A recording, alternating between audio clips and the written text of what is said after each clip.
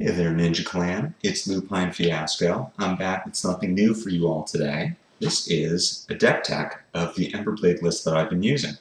I've been putting videos on this channel for 2 months now. I've had very good success with Kodachis in the Vegas Calling and PTI event. I've had very good success locally with this Emberblade list, but I have never done a deck tech.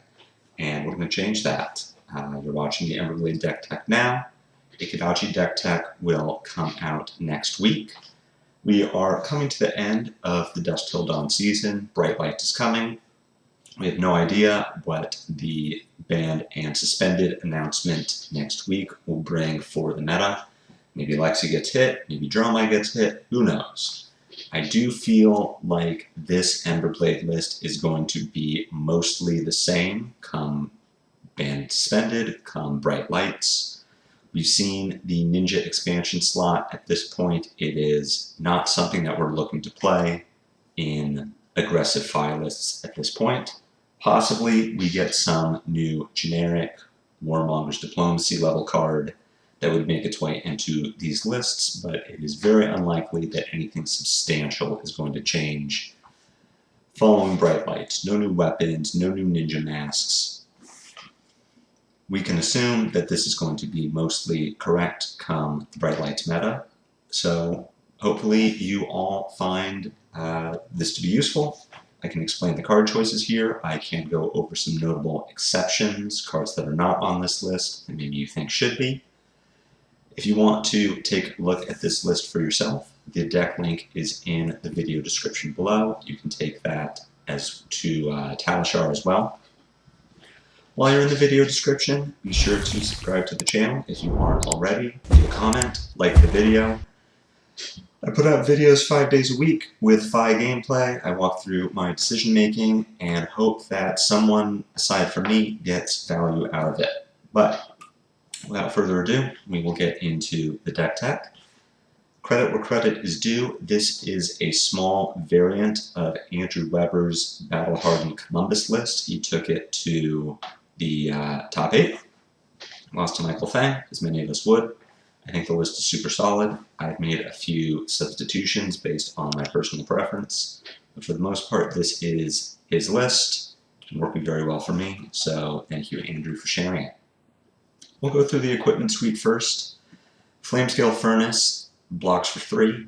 With 3 Flamecall Awakenings and 3 Phoenix Flames in the deck, you can occasionally get value out of the activated ability. But for the most part, we run Furnace because it blocks for 3, and no other piece of armor available to us does that. It is also a reason to play Fi over Katsu, because Katsu does not get access to Draconic equipment. With this list, we're running Emberblade, which means we are more often running Mask of Pouncing Lynx than Mask of Momentum. Pouncing Lynx is mostly used for setting up double finisher turns. Play Lava Burst or Assault the Wound, give it go again with Snapdragon Scalers, break Pouncing Lynx to find another Lava Burst or Salt the Wound, then play that. If you compare this with an Art of War or Spreading Flames, you'll have a very high damage turn, 30 plus damage on a Spreading Flames or Art of War turn. If your opponent is low enough on life, you don't even need a Spreading Flames or an Art of War. You don't need a shoot go. If your opponent is at 10 life, every Phoenix Flame you hit them with is now worth 6 points of damage because Mask can turn into Lava Burst for 5. Pouncing Lynx is very, very good the closer you get towards the end of the game. I would rather break Pouncing Lynx for 5 when my opponent is at 10 than break it for 10 when my opponent is at 40. That said, the floor of Pouncing Lynx, really you don't want to get lower than 6, and that is a Lava Burst or Salt the Wound plus Tiger Stripe Shuko. Once you're getting below 6, the value isn't quite there. Maybe you waited too long to break Pouncing Lynx. But if you're towards the end of the game and you still have it, things are probably going pretty well for you. Emberblade over Kodachi, there were a couple reasons for this. There's been a big debate in the Fi Discord for years over which is better, Emberblade or Kodachi. Emberblade, of course, costs 2 resources. You get a 3 power attack. Kodachi's cost 2 resources for 2 1-power attacks. 3 is more than 2. And in an aggro deck like Phi, dealing more damage is better. There are arguments for running Kodachi's instead, that we get more value out of the threat of Mask of Momentum. Emberblade very frequently cannot put 6 links on a chain, whereas Kodachi's can, but for the most part, with Searing Emberblade, with Mask of the Pouncing links, and with higher value blues in the deck, blues that attack for more than 1, Emberblade lists are going to do more damage faster than Kodachi lists. And that is why we run Emberblade. Snapdragon Scalers is the gold standard for Phi boots. We do not get value out of Breeze Rider boots like Hatsu does. The 1 block value really just isn't worth it. Until LSS prints something more ninja focused, we'll probably need to be something draconic. Snapdragons are going to stick with us for a long, long time. Same with Tiger Stripe Shuko. It is 2 points of block. It is 1 point of damage on many of our turns. Emberblade lists are a little less likely to proc Shuko. We don't play as many 1 and 2 power go-again attacks. The Phoenix Flame is always going to be the first link, generally the first link that would have 2 or less base power, but finding the second attack action card with 2 or less base power is a little tricky in Emberblade lists. Most of the time it will be Lava Burst or Salt the Wound, but every once in a while it could be a brand with Cinderclaw. It could be a double strike. But this card blocks for 2. It will always give us additional damage over the course of the game. It's very, very good. You should always be using it. Moving into the 60, a lot of these cards are the best cards we can be playing in the deck. Outside of Uprising, Phi has not gotten much targeted support, if any at all. We'll talk about Blaze Headlong. This is an incredible card. 0 for 4 with conditional go again. It's very, very strong. Meeting that condition is very easy for this deck to do. We have an overwhelming number of red cards with go again in the list. Keep in mind that this includes Rise from the Ashes. The red card does not need to be an attack action, it only needs to be red. Keep in mind too that the red card does not have to be on the combat chain currently, and this goes for Flame Call Awakening as well.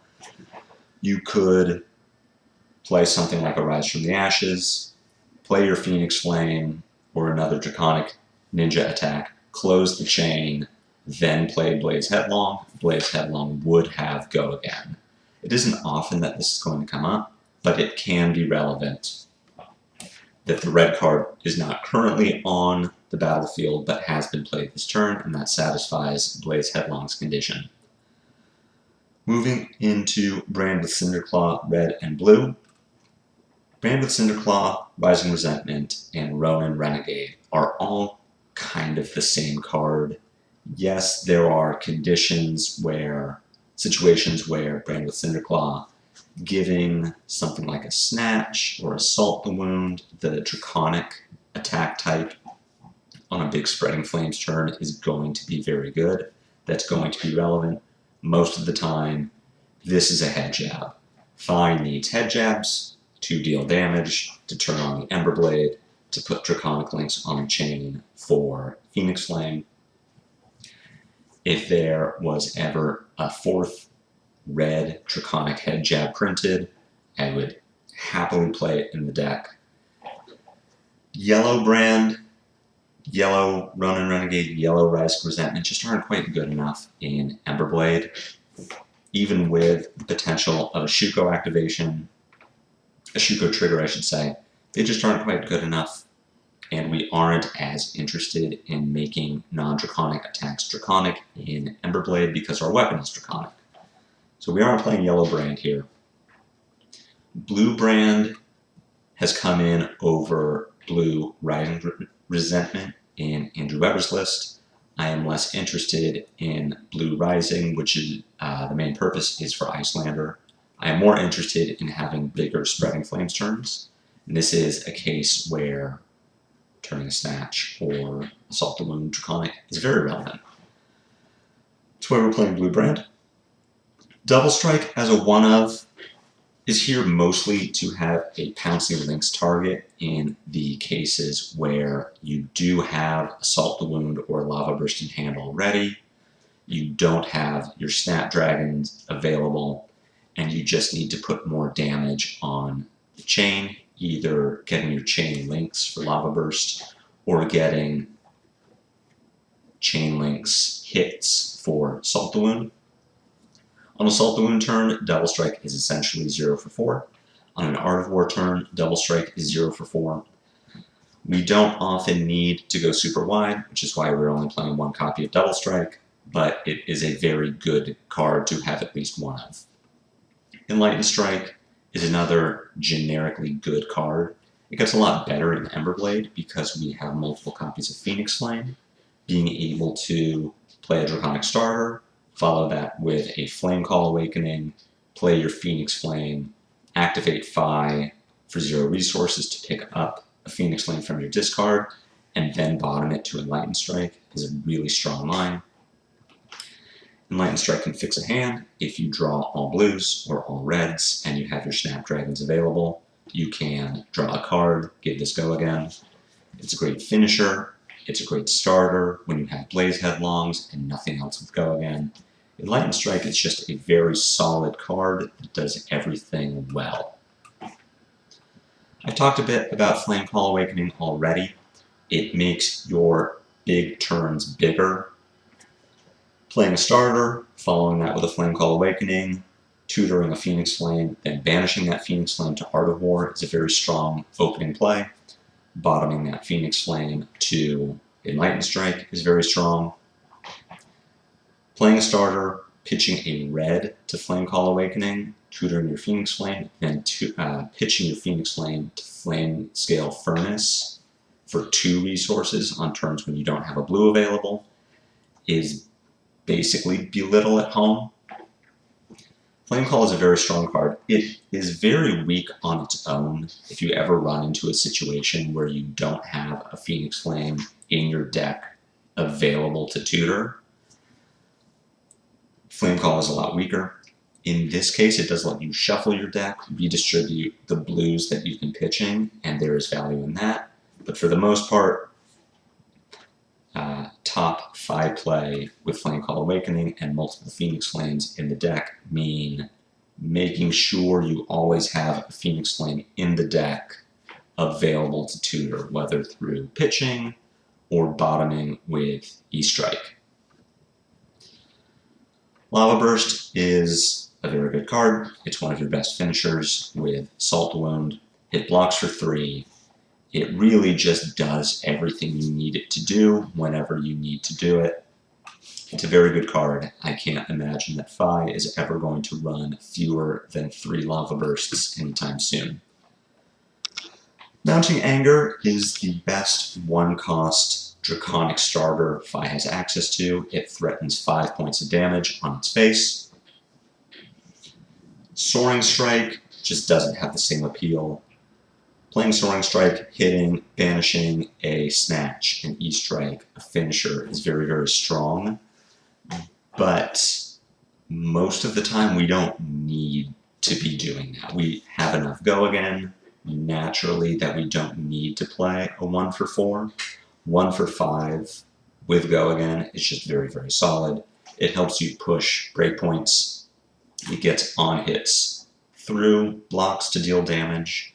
Mounting Anger is very good, and in a deck like Phi, where we are looking to trim blues and replace them with reds wherever we can, this is the 1-cost starter, aside from Spreading Flames, that we are excited to play. Phoenix Flame is the worst card in our deck. You are never excited to draw a Phoenix Flame, but with Flame Call Awakening, they make your big turns bigger, being a target to banish with Art of War, a card to bottom with Enlightened Strike. Something to find with Rise from the Ashes. When you have 2 Phoenix Flames in your discard, Rise from the Ashes is a much better card than when you only have 1 Phoenix Flame. 2 Phoenix Flames in discard is protection against fatigue. In a late game situation, when you have 2 blues in your hand, you can pitch a blue to activate Phi on the end of your opponent's turn, pick up a Phoenix Flame. On your turn, you play that Phoenix Flame for 0, you pitch your second blue to attack with the Emberblade for 3, then activate Phi to pick up the second Phoenix Flame from your discard, and attack with that for 2. It gets the Shuko buff.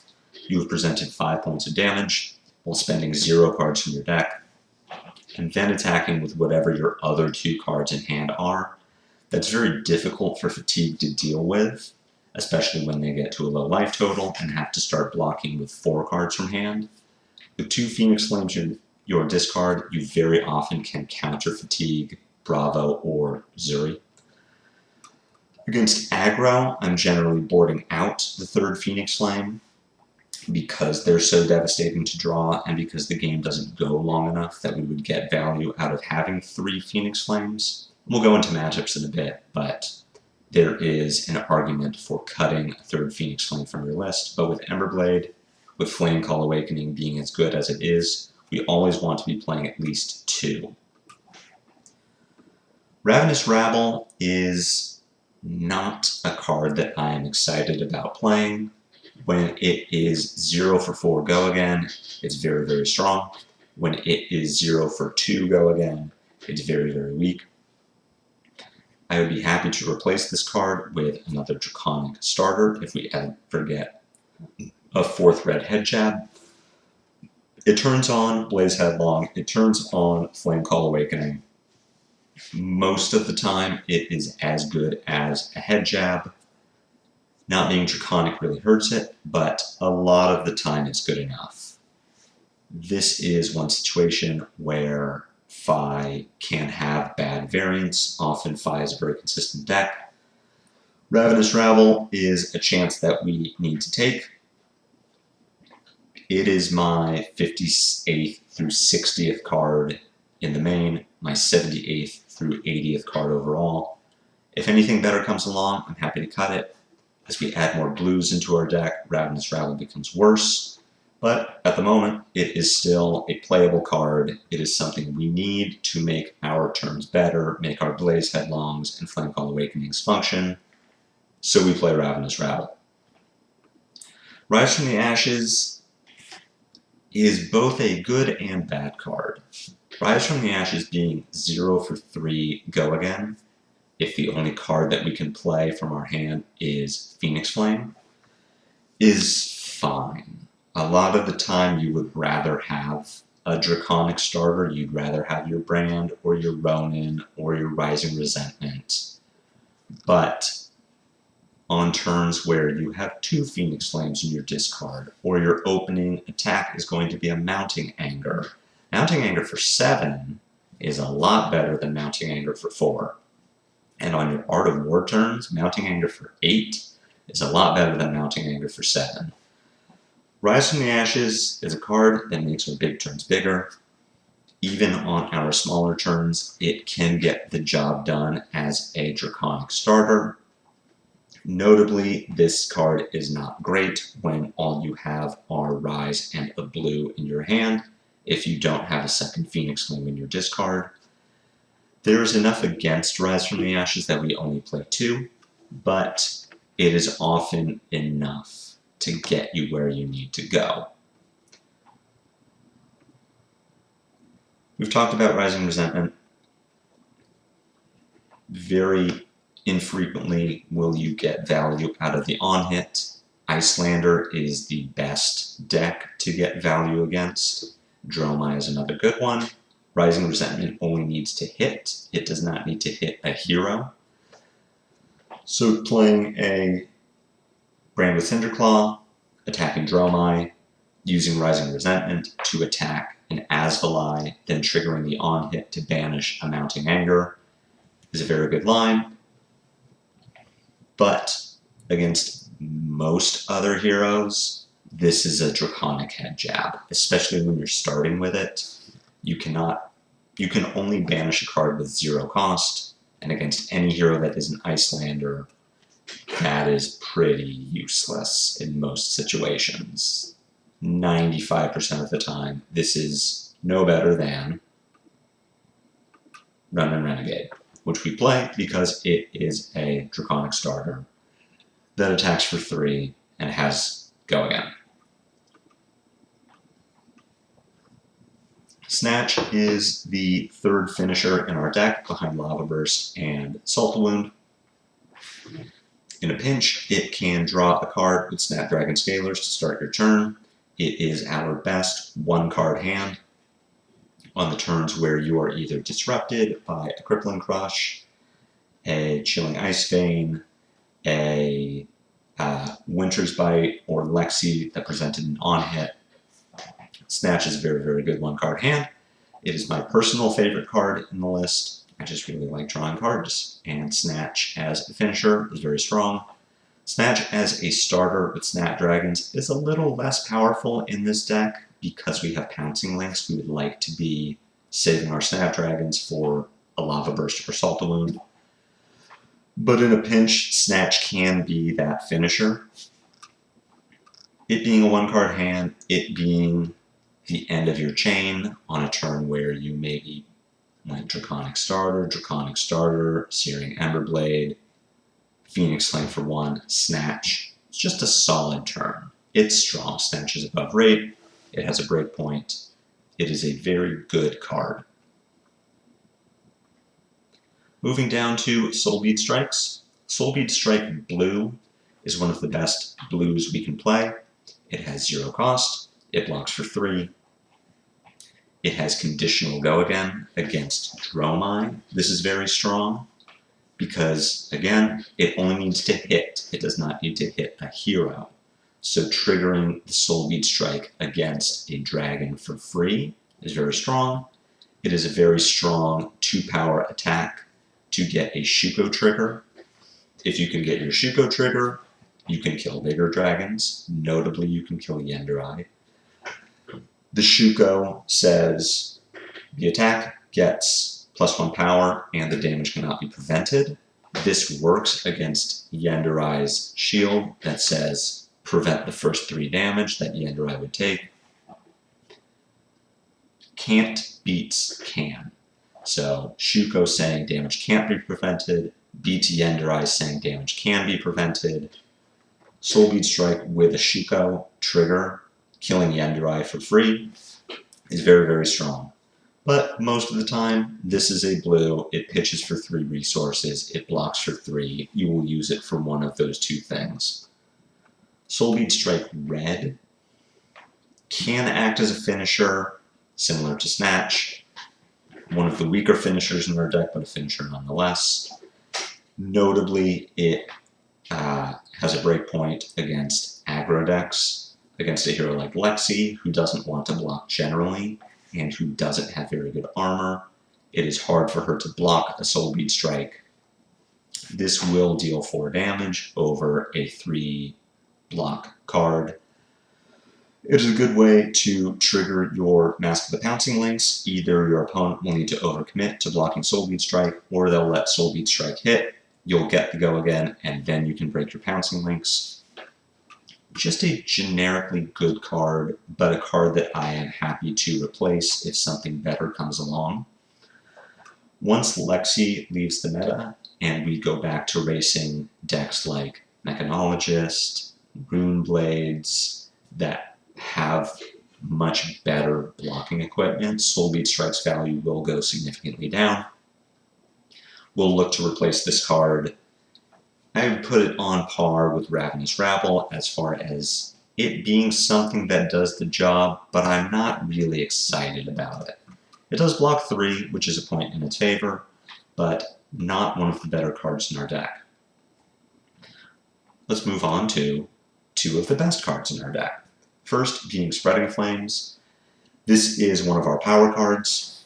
So much of our deck is Draconic that giving all of it +1 power is just good. That's just a good thing for us to be doing.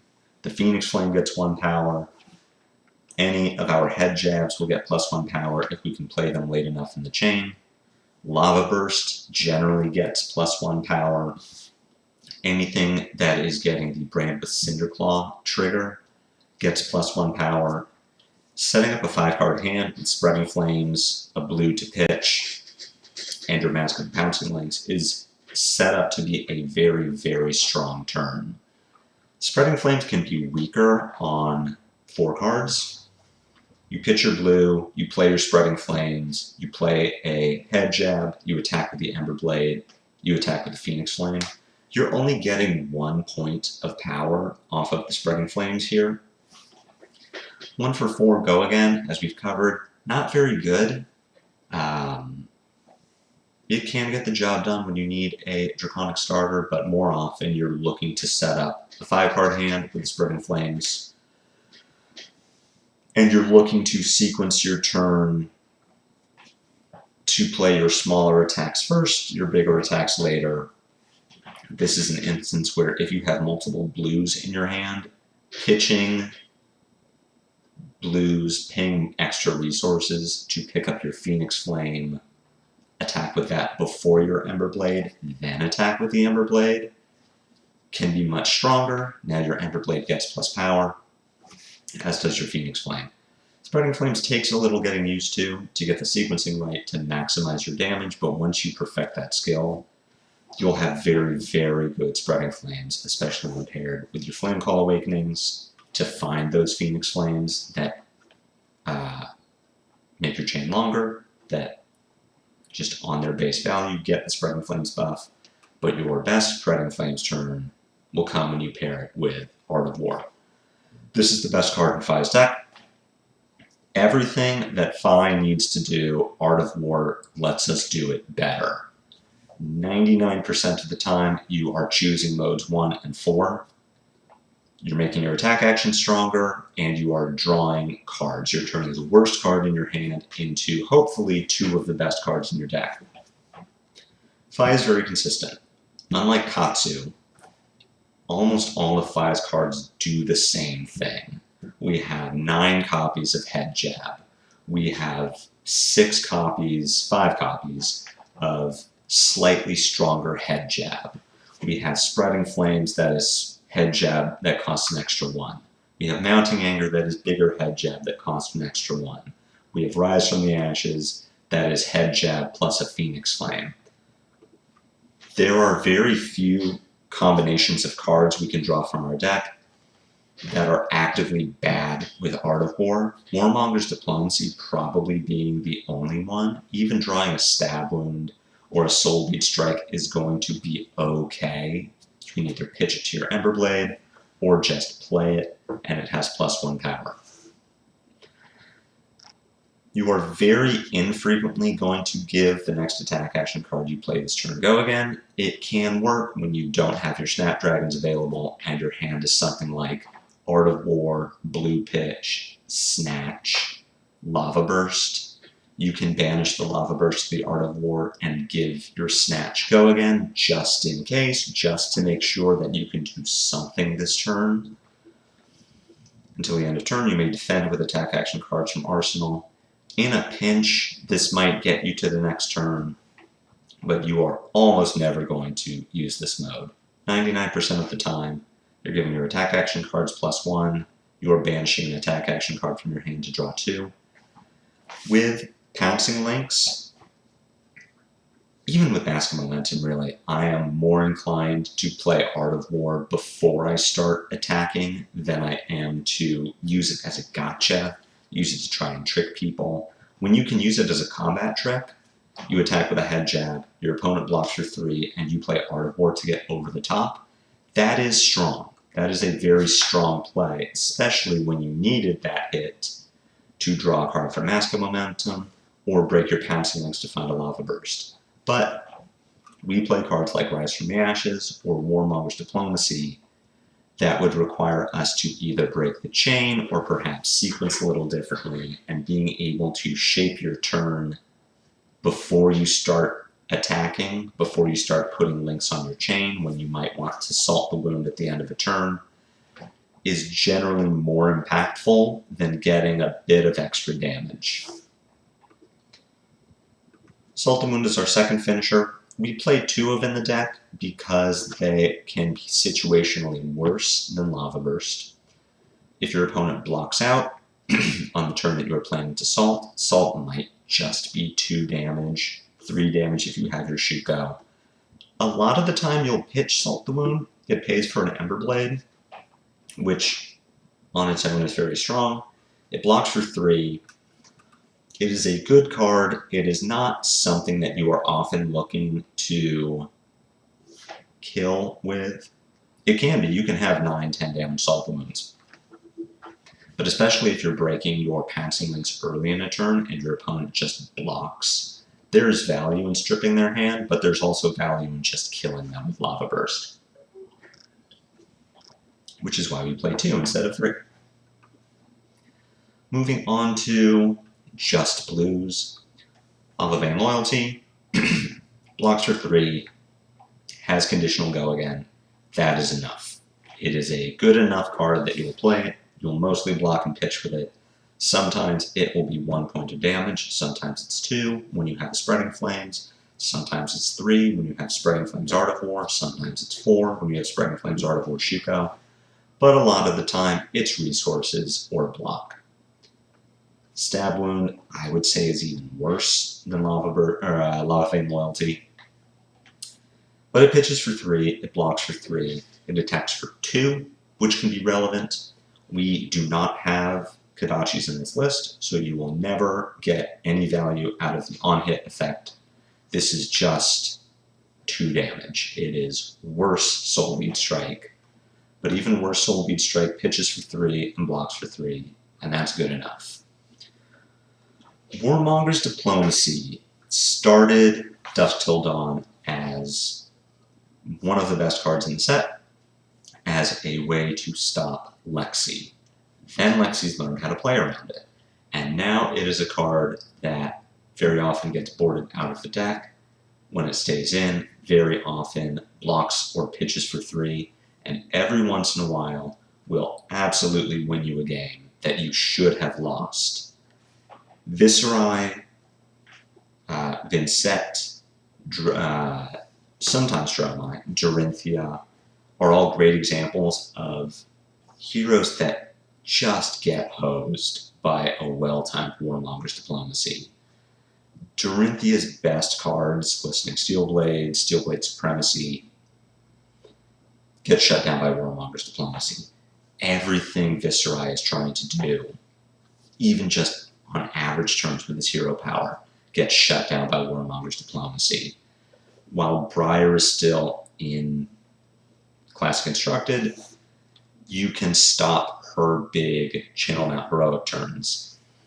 Warmonger's is situationally very good against Azalea. I have played it against Azaleas where they had a 5-card hand and did 4 damage. I've also played it against Azaleas where they had a 5-card hand and dealt 17 damage. Warmonger is a card that you will pitch or play or board out in most of your matchups, and in some matchups you will always prioritize playing it because it's just that good. Viserai, Vincent, and Dorinthia are the 3 heroes where this comes down and can just steal wins. So that's the 60. We'll go down into the sideboard and talk about why these cards are here, why they aren't in the main, and then we'll look at matchups and talk about when you would want to bring these cards into your deck. Command and Conquer is too expensive to play in your 60 most of the time. Most hands, you will have 1 blue. Command and Conquer plus Searing Emberblade costs a total of 4 resources. That is awkward, and you often cannot do both. You would rather have a Draconic Starter, a Soul Bead Strike, a Ravenous Ravage, something that fits more easily into your cost curve. But against Rangers, Command and Conquer is very good. Against heroes that look to disrupt, like Bravo, Command and Conquer is very good because you can deal 6 damage with Disruption off a 2-card hand.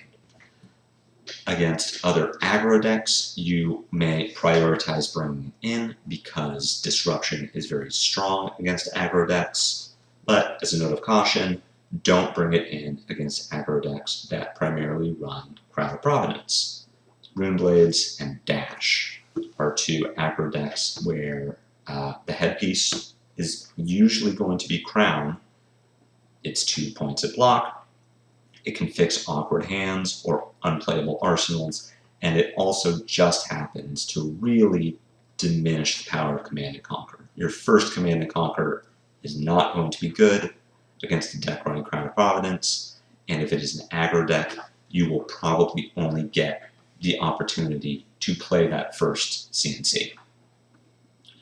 Reinforce the Line and Sink Below are mostly interchangeable. I will run all 6 against Bravo. I will run 3 against Dorinthia. And I don't run them against any other hero, I think. So Sink as a 1-card hand, I do run them against Assassins. Sink as a 1-card way to prevent 4 damage is very strong. You can Sink Below and Flamescale Furnace block a Spinal Crush and avoid the crush effect. Most of the time, Reinforce the Line is going to be better against Bravo because it dodges Command and Conquer. I have historically ran 3 Sink Belows against Dorinthia as a way to stop Dawnblade triggers, and especially as a way to stop Dawnblade triggers without blocking from hand to avoid triggering Reprise. Reinforce the Line will be my go-to against Dorinthia, at least for the start of Bright Lights. We've just seen Emboldened Blade spoiled, which would absolutely hose a turn with Sink Below in the arsenal and perhaps lose a game, and will do very little to Reinforce the Line. But we bring these in against disruptive heroes or heroes where we win a race as long as they aren't hitting us too often. Notably, I am not bringing these into Azalea anymore. On Azalea's best turns, she will deal damage over the top of a Sink Below and a Reinforce the Line together. So I would rather leave it out, leave my Art of Wars in, and just try to kill her on off turns. Energy Potion is here specifically for Icelander as just a crutch on turns where you can quote-unquote finish with an Energy Potion. That is Blizzard Protection on a later turn when you want to Art of War or Flame Call Awakening, Spreading Flames, break Pouncing Links for Lava Burst. It's Blizzard Protection. It is Disruption Protection against Icelander. It on its own is an extra blue in the deck that you can pitch to pay through Frostbite. It is very good against Icelander. It is not something I would play against any other hero, and if you are extremely confident in your Icelander matchup, I would not play this at all and get my 2 sideboard slots for something else. Spring Tunic is here for Icelander. I don't believe I run it against any other hero. There are arguments to run it into dromae and Prism, heroes where you will not have to block very often and where you would want an additional resource on your big Art of War Spreading Flames turns. That said, I like having Furnace against dromae to block Kyloria and Snatch. I am new enough into the Prism matchup where I'm not comfortable boarding away from my standard 60, but it is entirely possible that this is correct against Prism. I run it against Icelander, I run it against Kano, I do not run it against any other hero. Basket Momentum is here for Dromae and Bravo. When Dromae plays all of her dragons and you can draw cards by clearing them, that is a winning strategy. Against Bravo, you win games by denying him 4 and 5 card hands. 4 and 5 card hands are how he can dominate out Spinal Crushes, Crippling Crushes, Starstrucks. If he is not blocking your Mask of Momentum triggers, you are attacking him with 5-card hands, and while his disruption can be very strong, if you are making him take 15 to 20 damage to dominate a 9-power attack, you're going to win the game. Spellfray Gloves is here for Kano specifically. I have not had experience playing this into Kano. I am taking Andrew's word that Spellfray Gloves and Tide Flippers is the ideal setup to beat Kano, that Spell Void 1 is better than Arcane Barrier 2. I cannot speak to this card, but he did very well in Battle Hardened. He made the list. I historically do not do well against Kano in tournament settings, so I will take his word for it. Tide Flippers is here for the Wizard matchup. With how many blues we run in the deck, and the fact that we often attack with Emberblade, having a floating resource on hand to AB1 is not a big ask. It is especially good on the last turn of an Icelander game when we are at 9 life or below. That is Icelander's easy kill range, and being able to change the math on how easily she can kill us, or convince her not to fire off a game-winning combo and play defensive instead, can be the difference between a win and a loss. Tide Flippers is also very good against Chilling Ice Vein. If you have an extra blue in your hand, you can pitch the blue, pay 2 to the Ice Vein effect, and pitch 1 to Arcane Barrier. Especially against Icelander, with all the disruption she has, you are often not going to have an opportunity to use your Snapdragon Scalers. So being able to reduce damage on key turns, plus still having the attack reaction for double finishers, is much stronger than running Snapdragon Scalers, at least in my opinion. So that is the 80 cards. Let's hop over to the Matchups tab. Very briefly, we'll scroll through, then head back to here and talk about the matchups specifically. This is the Matchup tab. I have promised myself that I'm going to write up at least one paragraph for each of these heroes, just to talk about the general strategy, our path to victory against each of these heroes. But just running down the list briefly, against both assassins, we are just fat stacking our deck. We run 69 cards. Against Azalea and Lexi, Command and Conquers come in. Against and Riptide, Command and Conquers come in. Attack that doesn't block. Non-attack action that requires us to have multiple actions in a turn come out. Bravo. Command and Conquers, D-Reacts come in, Mask of Momentum is in, Pounce and Links is out. We cut Spreading Flames and Art of Wars. We are under enough pressure from disruption that we will not have the opportunity to play out 4 and 5 card hands very often. Art of War does not block, and Spreading Flames blocks 2, so we want those out of the deck. Warmonger's Diplomacy does block 3, but it does almost nothing to Bravo. Let's talk, we'll skip Dorinthia and dromae for now. Phi, we are cutting Warmonger's Diplomacy because it does literal nothing. We're bringing in Command and Conquer because Disruption is very good against aggro. I want to address the difference between heroes like Phi, Katsu, Leviah, Rhinar, compared to Dash and Briar. Briar and Dash often run Crown of Providence. I had spoken briefly, Command and Conquer is very bad against heroes that run Crown of Providence because we don't usually have time to play the second Command and Conquer, and first Command and Conquer is very bad against Crown of Providence. Also, Warmonger's Diplomacy, very good against Briar and the other Runeblades, not good against Dash.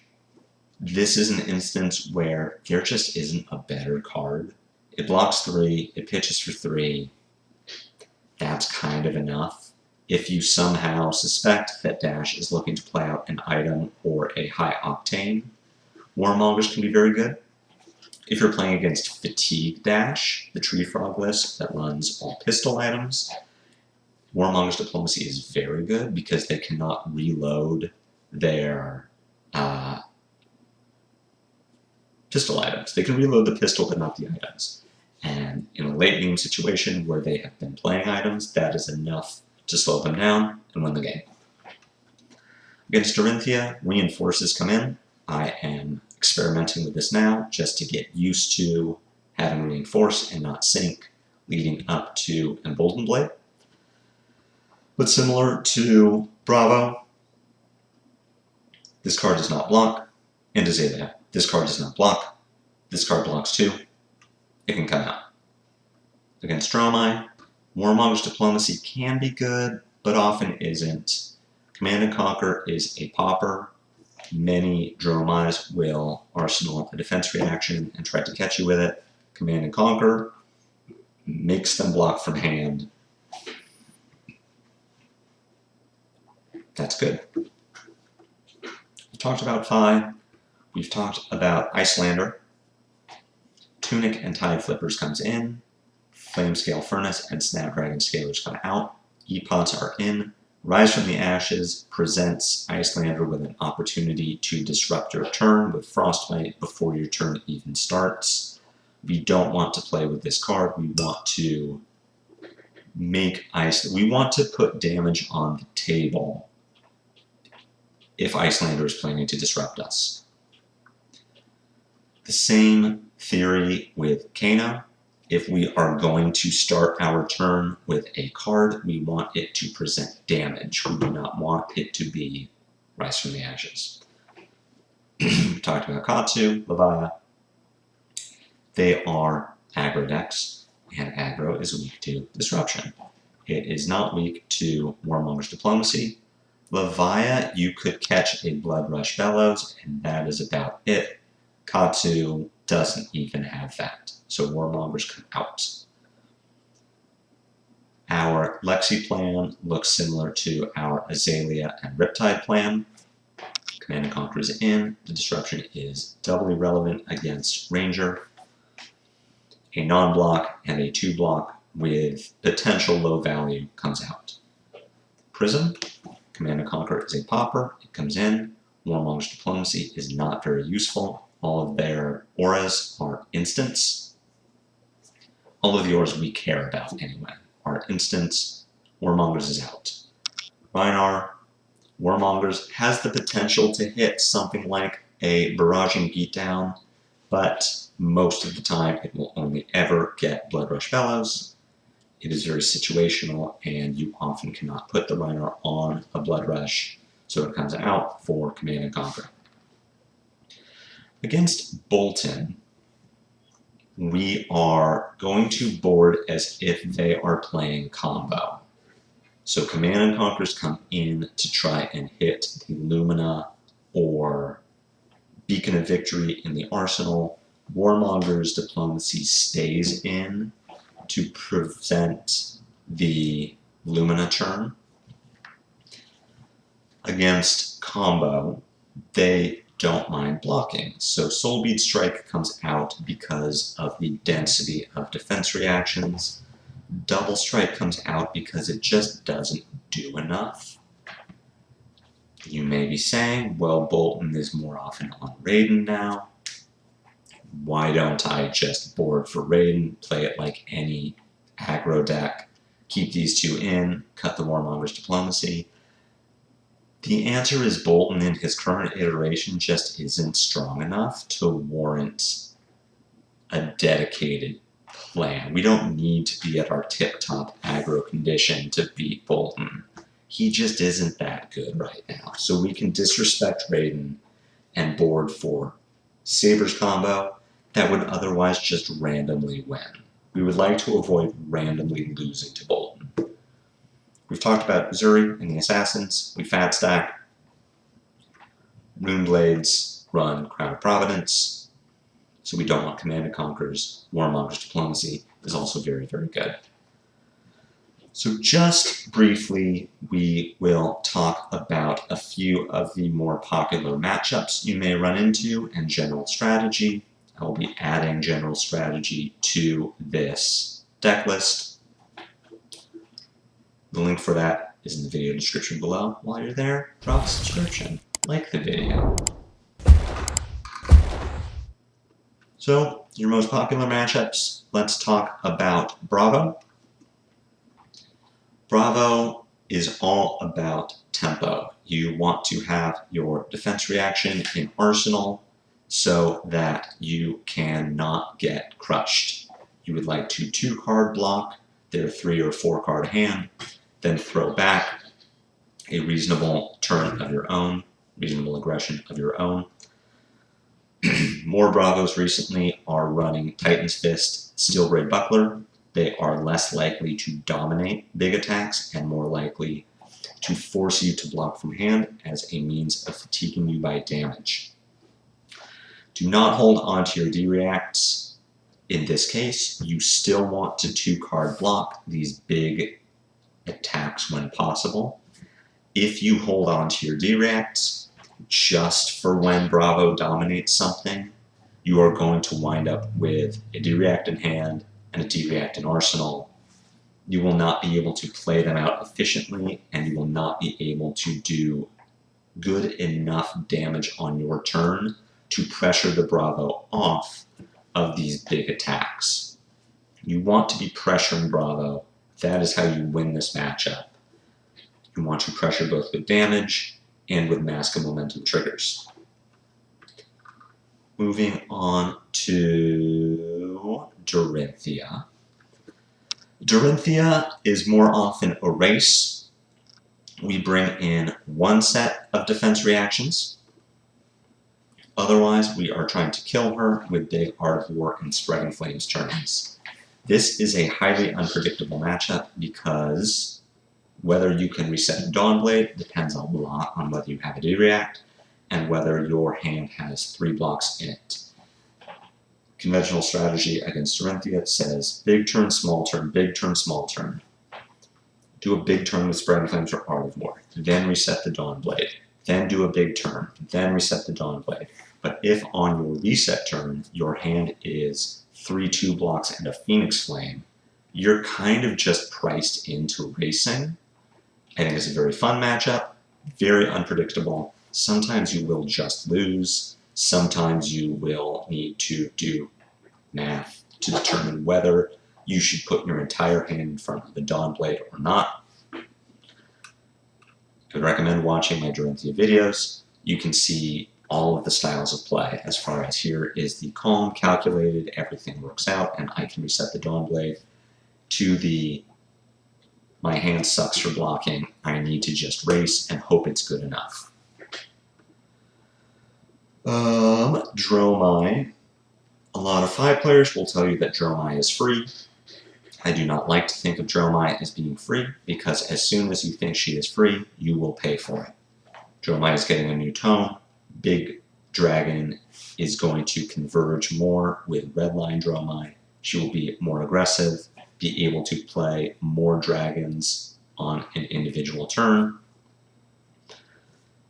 and kill you with those. The best tip I can offer for Dromae is to kill the dragons. Do not see red, don't see Dromae at less than 5 life, and leave an Asvalai or a Kyloria on the table because you are really sure that you could kill her. Dromae runs at least 6 defense reactions, 3 Sigils of Solace. Many are on Oasis Respite. They have ways to gain life, they have ways to drag the game out, and if you leave an impactful dragon on the table, they can just block with their entire hand, then hit you for 4, or hit you for 3, or however much damage the dragon deals. You don't run Arcane Barrier, so Asvalai plus Burn Them All can just kill you. Kill the dragons. Let's talk about Icelander. Icelander, you are playing a value game. You are trying to outvalue her turn cycles with your own. This can be difficult because she is able to play on your turn, disrupt your turn, then follow that up with an 8 value Wounded Bull or Fiendal's Fighting Spirit. If you can end a turn without red cards in your hand, do so. Pitch them to increase your chances of drawing into the blues that you need to make a turn function. If you have the choice between arsenaling a card with Natural Go Again versus a card without Natural Go Again, arsenal the Go Again card, play it as your first link on the next turn to play around Cold Snap. That said, sometimes you will need to arsenal a finisher, keeping a resource available or your Tunic counter available to pay for Cold Snap will be very strong in this instance. This matchup is more often won by playing an undisrupted Art of War or big double finisher turn. You need to be looking for that and fire it off when you can. Try to avoid popping your pouncing links unless you can pay for a blizzard. Based on how priority works in this game, you can break pouncing links, banish your finisher, then before you have the opportunity to play it, Icelander can blizzard you. You lose the Go Again. You do not get to play your finisher. The finisher is out of your deck, and your pouncing links is gone. You've probably lost the game. So just be aware of whether your Icelander likely has a blizzard and can you pay for it. Moving on to Lexi. This is a matchup based on whether you draw better than your opponent and how you leverage advantages when you get them. Lexi wins fair games against 5. She does more damage on 4 cards than we do on 4 cards. She also wins unfair games. Her Rainrazor 3-of-a-kind turns will deal more damage than our Art of War turns. So you win by setting up an unfair turn before she does, either with Art of War, Spreading Flames, Flame Call shenanigans with double finishers, or you stall long enough with Command and Conquer and good blocks that you can keep enough of a life total that Lexi gets an unfair turn, doesn't kill you. You get an unfair turn and do kill her. She does not block very well. Yes, her arrows block for 3, but she has very bad armor for blocking. And if she does have good armor for blocking, then she doesn't have good armor for attacking. Finally, let's talk about Uzuri. We fat stack against Uzuri to play around fatigue, though, in all honesty, I don't know if this line of thinking is correct. We have Flame Call Awakening, we have Phoenix Flames, we can do the 2 blue Phoenix Flame, Emberblade Phoenix Flame trick. We don't fat stack Bravo, so it's possible that we don't fat stack against Uzuri or Arachne.